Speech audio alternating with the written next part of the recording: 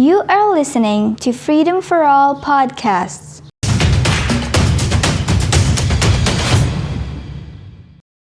Without any doubt, over a period of last 8 years, some foggy actions and critical happenings in India took such a direction that it is more than difficult to ascertain that it is really the largest democracy of the world anymore. Most importantly, it is no more a secret that the Bharatiya Janata Party led Indian government increasingly harass, arrest and prosecute rights defenders, activists, journalists, students, academics and other critical of the government or its policies. The Modi government continued to impose harsh and discriminatory restrictions on Muslim majority areas in occupied Jammu and Kashmir since revoking the state's constitutional status in August 2019 and splitting it into two federally governed territories.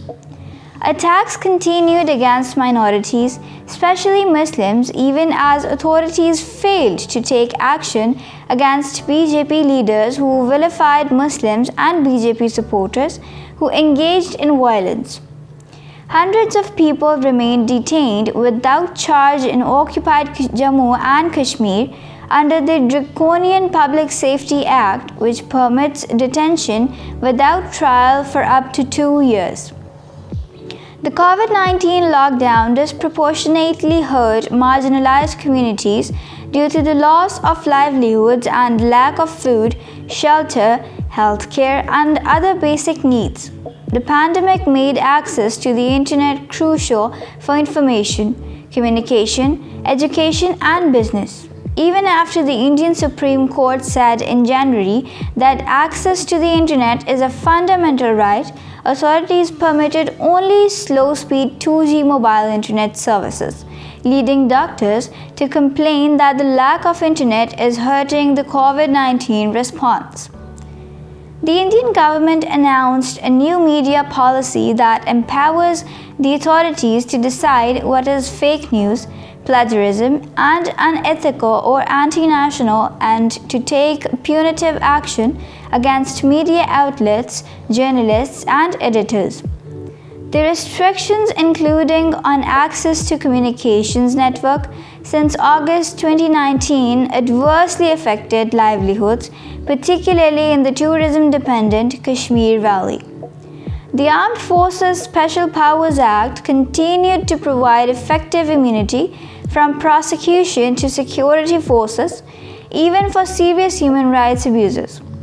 The security forces continued to use shotguns, firing metal pellets to disperse crowds, despite evidence that they are inherently inaccurate and cause injuries indiscriminately, violating India's international obligations.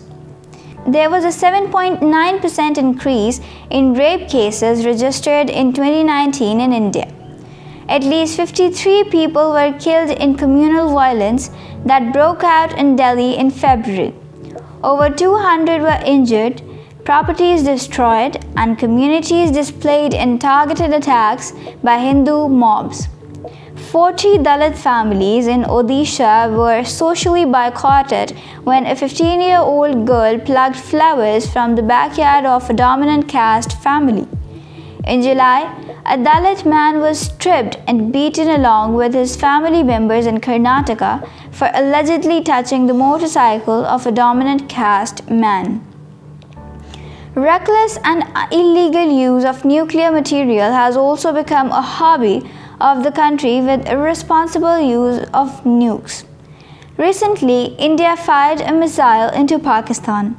The grave nature of the incident raises several fundamental questions regarding security protocols and technical safeguards against accidental or unauthorized launch of missiles in a nuclearized environment.